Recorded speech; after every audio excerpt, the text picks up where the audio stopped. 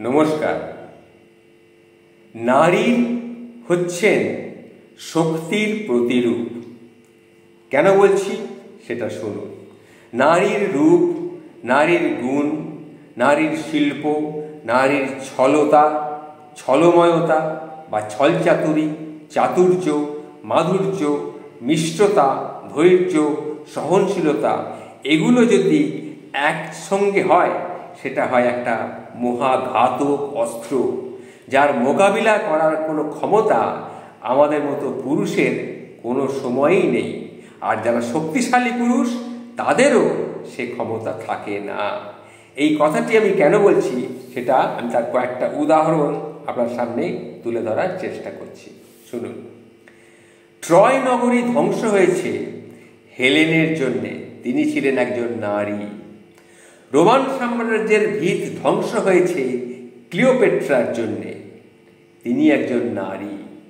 চীনের বিখ্যাত টাং সাম্রাজ্য ধ্বংস হয়েছে ইয়াং গুফেকেই এর জন্যে, তিনি একজন নারী। লঙ্কা শহর মানে লঙ্কা দেশ বা লঙ্কা নগরী ধ্বংস হয়েছে সীতা দেবীর জন্যে, তিনি একজন নারী। হস্তিনাপুর রাজবংশ ধ্বংস হয়েছে দ্রৌপদীর জন্যে, পাঞ্চালী দ্রৌপদীর জন্যে, তিনি একজন নারী ছিলেন। ইতিহাসের শ্রেষ্ঠ সাম্রাজ্যগুলো এইভাবে যদি নারীর কারণে ধ্বংস হতে পারে, তাহলে তুমি তো সামান্য মানব সাধক বা সামান্য মানব শাবক। না আছে তোমার শক্তি, না আছে তোমার কোনো ক্ষমতা। তুমি নির্ণয় করতে চাও নারীর গভীরতা, এইটা খেয়াল রাখবেন। এই কথাটি একজন বলেছিলেন, সে কথাটি আমার মনে আছে, কিন্তু কে বলেছিলেন সেটা আমার এখন মনে নেই। কিন্তু এই কথাগুলি তিনি বলেছিলেন। আমাদের পুরুষের কতটুকু ক্ষমতা যে আমরা নারী শক্তিকে রুখতে পারব, এটা মাথায় রাখা প্রয়োজন। তুমি যদি নারীর গভীরতা নির্ণয় করতে পারো, নির্ণয় করতে যাও, তুমি ধ্বংস হবে, তুমি বিনাশ হবে, এটা খেয়াল রেখো।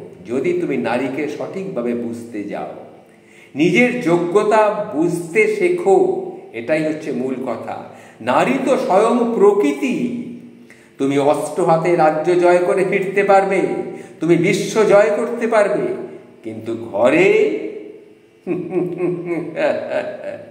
ঘরে ঘরে তুমি কি করবে? তোমার প্রিয়তমা নারী, সে চাইতে সিংহাসনে বসার আগেই তোমার কিন্তু মৃত্যু হবে। প্রকৃতি নিজেকে নারী রূপে বিবর্তন করেছে, এটা খেয়াল রেখো। কারণ সে চেয়েছে পুরুষকে ধারণ করতে, নিজের জঠরে পুরুষকে সে ধারণ করতে চেয়েছে। সে ধারণ করতে জানে, তাকে হারানোর ক্ষমতা কিন্তু কোনো পুরুষের নেই।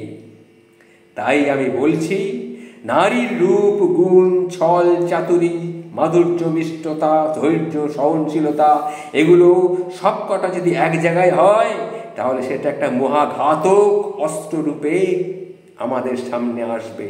সেটা মোকাবিলা করার ক্ষমতা কোনো পুরুষের নেই।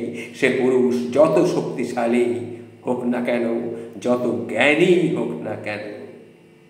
ভালো থাকবেন।